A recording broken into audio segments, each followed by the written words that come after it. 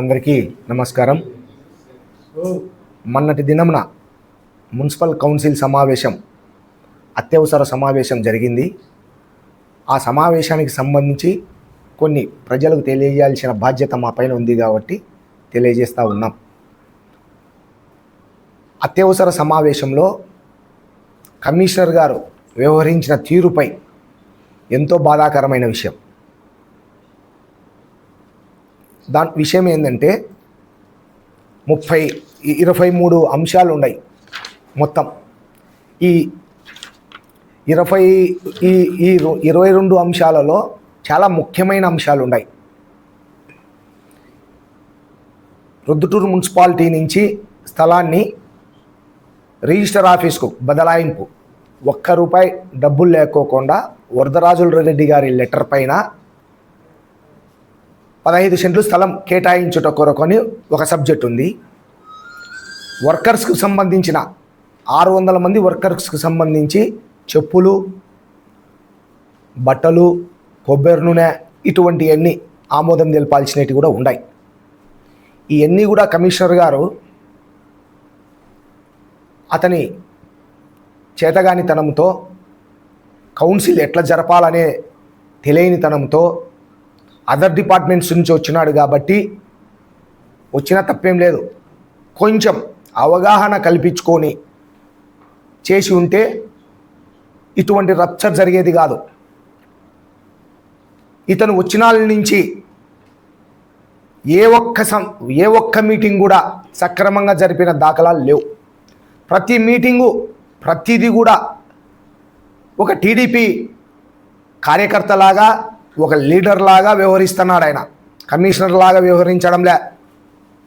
ప్రతి అధికారి పైన నిన్ను సస్పెండ్ చేస్తా, నిన్ను రిమూవ్ చేపిస్తా, నువ్వు నాకు వద్దు అని చెప్తా వస్తున్నాడు. ఇది ఎంతవరకు ఆయనకు భావ్యం? దాంట్లో కొన్ని విషయాలు ప్రస్తావించాల్సింది కాబట్టి ప్రస్తావిస్తున్నా. ఆయన ప్రెస్ మీట్లో బడ్జెట్ గురించి అని చెప్పినాడు. ఈ అజెండాలో బడ్జెట్ కేటాయింపులు ఏమున్నాయి? పలానా దానికి ఇంత, పలానా దానికి ఇంత అని ఎక్కడన్నా ఉందా? ఏముంది బడ్జెట్ కేటాయింపులు? అసలు బడ్జెట్ కేటాయింపులే లేవు.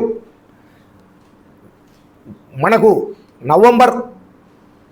అక్టోబర్ నెలలో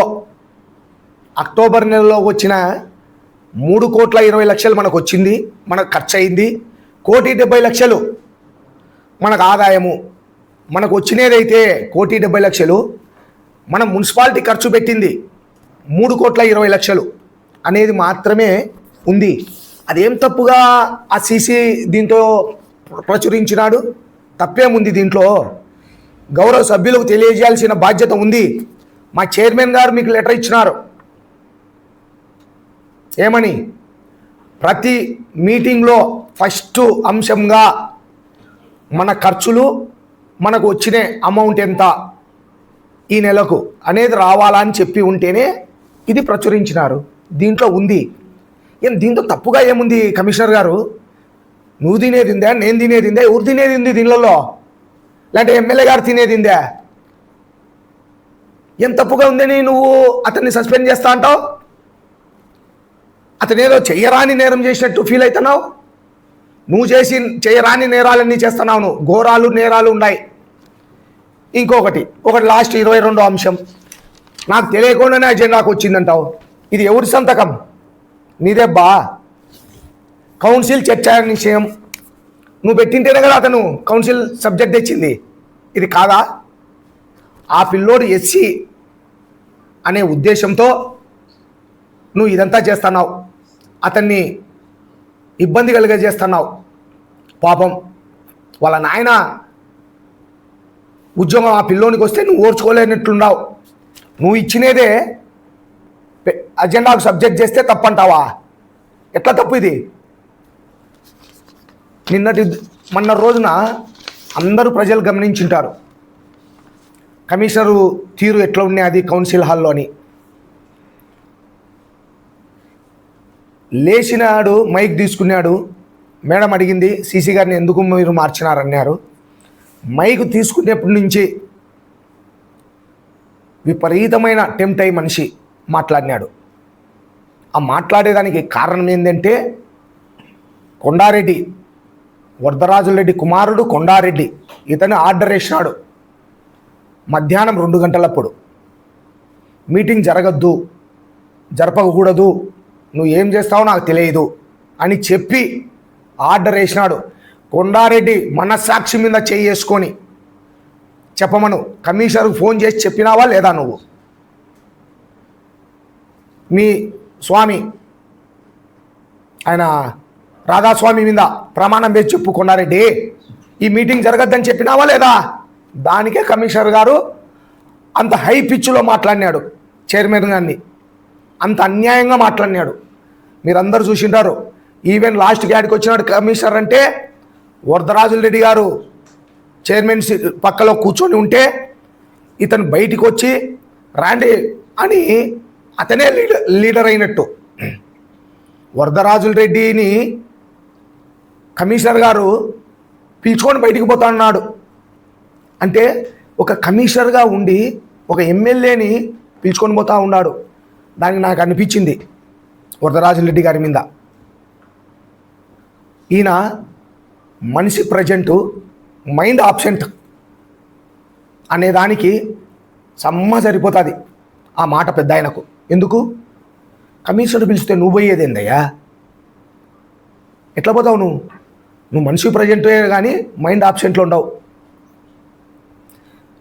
ఈ మీటింగ్ ముఖ్య ఉద్దేశం ఏంటంటే జరగవద్దు అనే దానికి ఈ వరదరాజులరెడ్డి గారు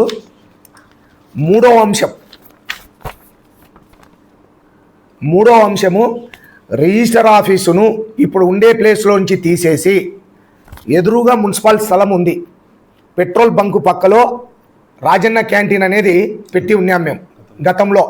అది మళ్ళీ మున్సిపాలిటీకి అప్పచెప్పినాం. ఆ అప్పచెప్పిన దాంట్లో వీళ్ళు వరదరాజులరెడ్డి లెటర్ ఇచ్చి కనీసం అంటే 30-40 కోట్ల విలువ అవుతుంది. దీన్ని రిజిస్టర్ ఆఫీస్కు అప్పనంగా అప్పచెప్పాలనే ప్రయత్నం చేసినాడు. ఆ ప్రయత్నాన్ని మేము వ్యతిరేకిస్తున్నాము, రద్దు చేస్తున్నామనే ఆలోచనతో ఈ మీటింగ్ జరగకోకుండా చేసినాడు.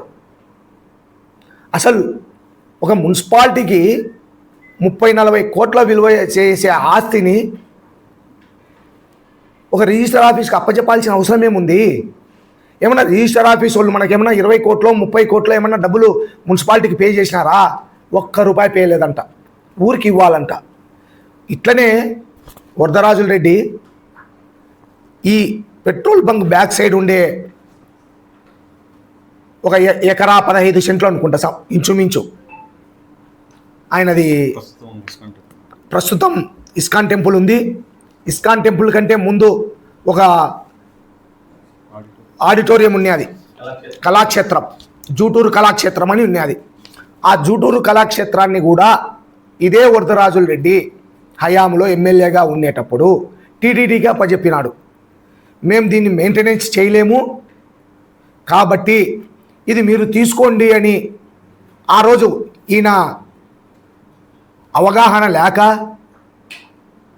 చదువు లేకనో అవగాహన లేకనో తెలియకనో తెలిసో టీటీడీకి అప్పచెప్తారా అంత పెద్ద ఆస్తిని? ఎకరా చిల్లర. ఈరోజు అదే మనకు ఉంటే ఏ 200 కోట్లు 300 కోట్ల ఆస్తి విలువ అవుతుంది. దాన్ని టీటీడీకి అప్పచెప్పి టీటీడీకి వాళ్ళు మెయింటెనెన్స్ చేయలేక ఈరోజు ఇస్కాన్కి ఇచ్చినారు. ఇచ్చిన దాన్ని నేను తప్పు పట్టడంలే, ఇస్కాన్కి ఇచ్చిన దాన్ని ఆ రోజు మనము టీటీడీకి ఇవ్వడమే తప్పు, టీటీడీ బోర్డుకి ఇవ్వడమే తప్పు. అంత స్థలాన్ని ఆ రోజు ఆ స్థలం పోగొట్టినావు. ఈరోజు ఉండే 15 సెంట్లు 30-40 కోట్లు విలువ అవుతుంది. దాన్ని పోగొట్టాలని ఈ అజెండాకు తెచ్చి తీర్మానం చేయాలని చూస్తావు. అక్కడ మన మున్సిపాలిటీకి సంబంధించిన ఒక రూమ్ కట్టుకుంటే, ఒక బిల్డింగ్ కట్టుకుంటే కనీసం అంటే 4-5 లక్షలు ప్రతి నెల ఆదాయం వస్తుంది మనకు. దాంతో మున్సిపాలిటీకి మేలు జరుగుతుంది. అట్లాంటి మేలు మనం చేయం. ఎవరికో అప్పనంగా అప్పచెప్పాలా అనే ఆలోచనతో చేస్తున్నావు. ఈ మీటింగ్ రద్దయ్యేదానికి కూడా కొండారెడ్డి ఆదేశం కమిషనర్ గారికి ఇచ్చింది కూడా అదే. లేదంటే ఎందుకు మీటింగ్ రద్దు అవుతుంది? ఎక్కడ తప్పు ఉంది? ఇది కమిషనర్ గారే ఇచ్చినారు అజెండాకు చేర్చమని, ఆయన సంతకం ఉంది, నా సంతకం లేదు అంటాడు. ఇచ్చినాక దీంతో అజెండాలోకి వచ్చింది, తప్పేముంది? ఈ అజెండాలో ఎక్కడే కానీ ఈ కమిషనర్ వచ్చిన వాళ్ళకి కానీ ఇంకా ముందు కమిషనర్లు కానీ కమిషనర్ గారి సంతకాలు ఉండవు, లేవు. ఎక్కడే కానీ సంతకాలే లేవు, ఏ కమిషనర్లో లేవు. ఈయన కొత్తగా వచ్చి నా సంతకం కావాలన్నాడు. 4 నెలలు 5 నెలలు జరిపినావు కదా, దానిలో ఏ అజెండాలో అయినా నీ సంతకం ముందేమో చూపిస్తావా? లేదే. ఈరోజు ఎందుకు వచ్చింది ఆ ప్రశ్న?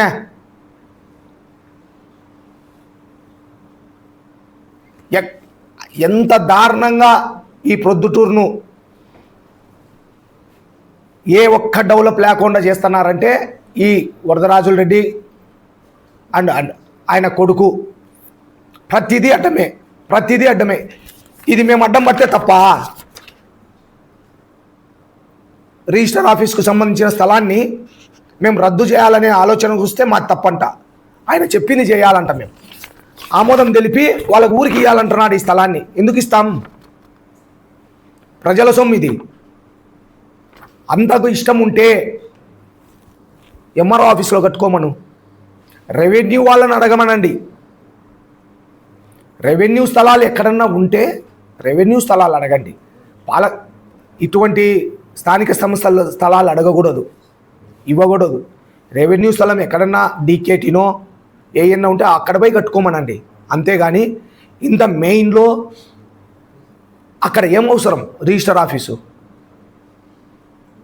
కనీసం మనకు 40 కోట్లు ఇస్తుంటే దాని వాల్యూ కట్టిస్తుంటే మున్సిపాలిటీకి ఎస్ మనం ఇద్దాం. ₹1 లేదంట, ఫ్రీగా ఇవ్వాలంట. ఆయన లెటర్ ప్యాడులోనే రాసి ఇచ్చినాడు. దీనికోసం నిన్నటి మీటింగ్ అంత అల్లరి చేసినాడు. కొండారెడ్డే దీనికి అంత మూల కారణం. పెద్దన్న గారు మళ్ళీ ఒక్కసారి మీకు చెప్తాందా, మీరు అన్ని మీటింగ్లకు ప్రజెంట్ అవుతున్నారు కానీ మైండ్ ఆబ్సెంట్లో ఉంది. ఇది కూడా ప్రజలందరూ కూడా నేను చెప్పిన విషయం ఒక్కసారి ఆలోచన చేయండి. నేను చెప్పింది మనిషి ప్రజెంటు, మైండ్ ఆబ్సెంట్ అనేది ఒక్కసారి ఆలోచన చేయండి.